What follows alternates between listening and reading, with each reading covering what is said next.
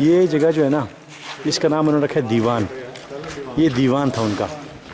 दीवान का मतलब है ये यहाँ बैठ के जितने भी फैसले होते थे, पार्लियामेंट समझ लें, जितने भी फैसले होते थे इन लोगों के, जितने फैसले, जितने भी डिसीजन ये लोग लेते थे अपने, वो तमाम के तमाम इस जगह पर जो है ना वो लेते थे। दीवान कहते हैं इसको।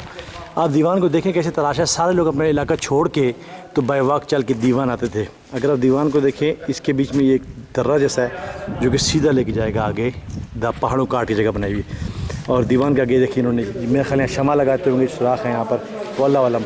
ये देखिए दीवान। अब आबादी की जहाँ तक बात है, वो आबादी है जहाँ से ये लोग चल के या अपने जानवरों पे हो के दीवान के लिए आते थे, यानी पार्लियामेंट के लिए आते थे।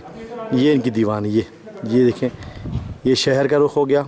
यहाँ से चलते हुए किस कदर दूर हम गाड़ी में आ रहे हैं, हमारा बुरा हाल हो गया गर्मी से। और ये इनकी दीवार की चट्टानात हैं।